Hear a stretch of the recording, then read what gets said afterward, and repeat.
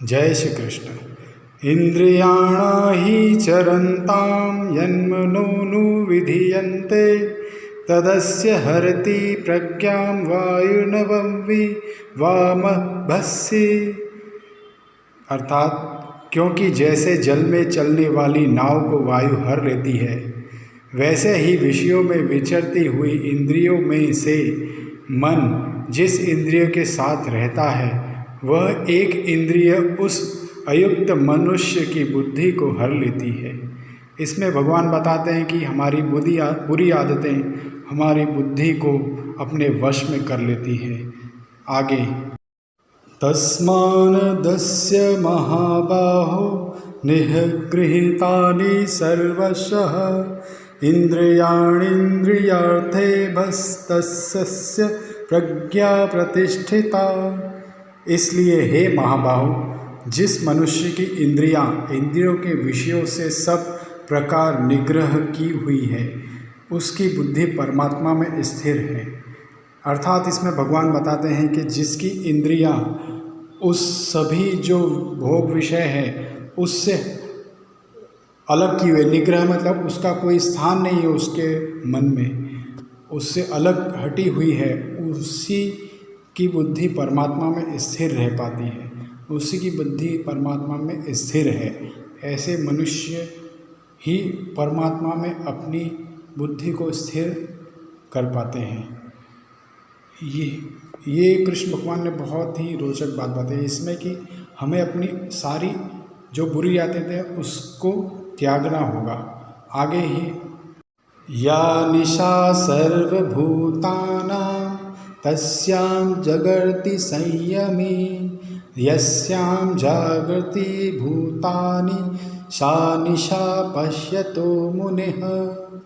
अर्थात संपूर्ण प्राणियों के लिए जो रात्रि के समान है उसमें आत्मसंयमी जागता है, और सब प्राणी जिसमें जागते हैं तत्व को जानने वाले मुनि के लिए वह रात्रि है।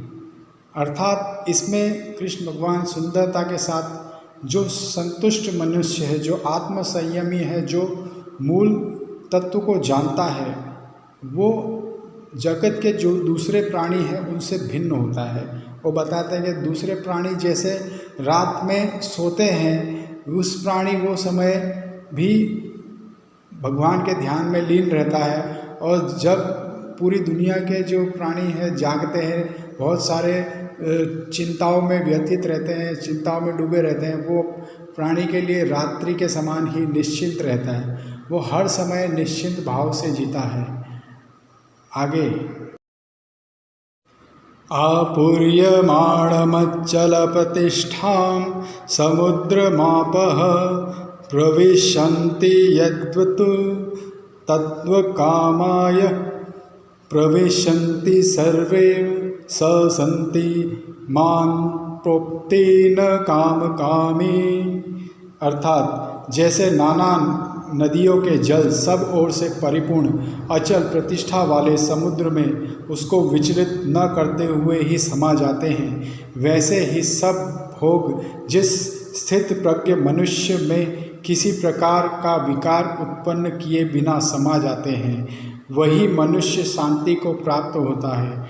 भोगों को चाहने वाला नहीं, अर्थात जो भोगों की कामना रखता है वह शांति को प्राप्त नहीं होता। इसमें स्पष्ट है भगवान को कि जो महत्वाकांक्षी है, अत्यधिक महत्वाकांक्षी है, वो कभी शांति को प्राप्त नहीं हो सकता।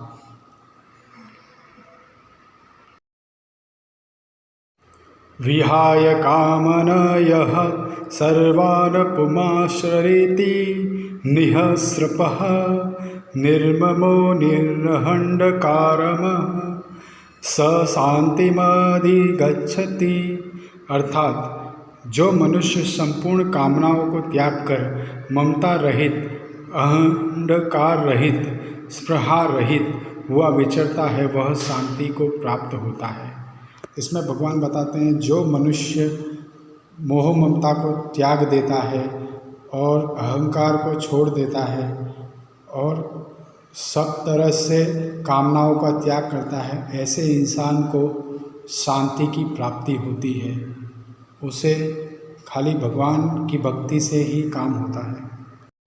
ऐसा ब्राहि स्थितिः पार्थ नैनां प्राप्य विमुहार्ति स्थित्वा स्यामन्तकालेऽपि ब्रह्म निर्वाणमृच्छति।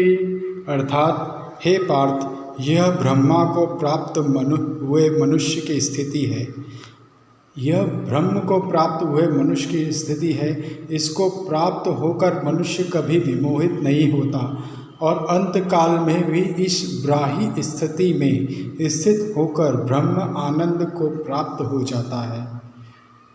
ये भगवान बता दें, ऐसी स्थिति जो मनुष्य सभी कामनाओं का त्याग करके सारे मोह बंधनों को छोड़ देता है, त्याग देता है, कोई महत्वाकांक्षा उसके अंदर नहीं होती, ऐसी स्थिति को भगवान बताते हैं कि उसको ब्रह्म प्राप्त हो जाता है, उसको सारी बंधनों से मुक्ति मिल जाती है और वो ब्रह्म आनंद को प्राप्त होता है।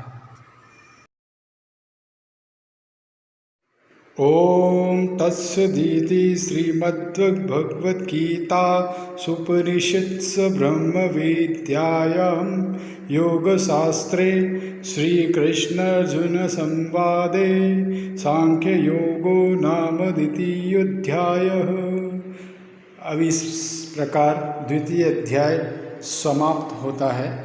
ये सांख्य योग के बारे में इस द्वितीय अध्याय में बताया गया है। अब हम आपको लेके चलते हैं श्रीमद् भगवत गीता के तीसरे अध्याय की तरफ। श्रीमद् भगवत गीता तीसरा अध्याय कर्म योग अथ तृतीय अध्याय कर्म योग। इस अध्याय को कर्म योग भी कहा जाता है।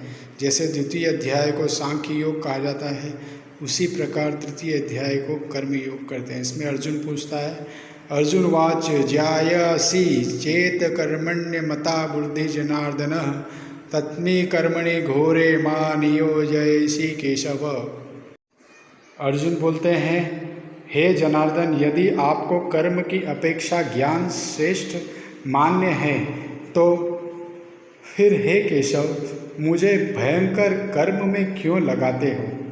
अब यहाँ तो भगवान अर्जुन को युद्ध करने के लिए बात कर रहे हैं, इसलिए अर्जुन के मन में विचार आ रहा है कि अगर ज्ञान योग आपने श्रेष्ठ बताया है तो मुझे ये भयंकर कर्म करने के क्यों लगा रहे हो। इसका जवाब आगे कृष्ण भगवान बताते हैं। अर्जुन आगे बोलते हैं, व्यामी श्रेणेव वाक्येन बुद्धि मोहयसीवेम तदेकं वद निश्चित येन श्रेयोस हवान्यप्यानम। आप मिले हुए मेरे वचनों से मेरी बुद्धि को मानो मोहित कर रहे हैं, इसलिए उस एक बात को निश्चित करके कहिए जिससे मैं कल्याण को प्राप्त हो जाऊं। इसमें अर्जुन अभी दुविधा में है कि जहाँ पे भगवान ने ज्ञान योग सांख्य योग में बताया है भक्ति और ज्ञान योग के बारे में, तो वो श्रेष्ठ बताया है, तो आप मुझे युद्ध करने को क्यों कह रहे हैं। तो ये प्रश्न अर्जुन भगवान से पूछता है। भगवान अब आगे उसका जवाब देते हैं। कृष्णम वंदे जगत गुरु। जय श्री कृष्ण। दोस्तों, आपको हमारा ये वीडियो कैसा लग रहा है उसके लिए हमें सब्सक्राइब करें। आगे हमारे साथ देखने के लिए भगवत गीता के आगे तीसरे अध्याय में और भगवान क्या संदेश देते हैं, हमें सब्सक्राइब करें, हमारे साथ जुड़ें। जय श्री कृष्ण।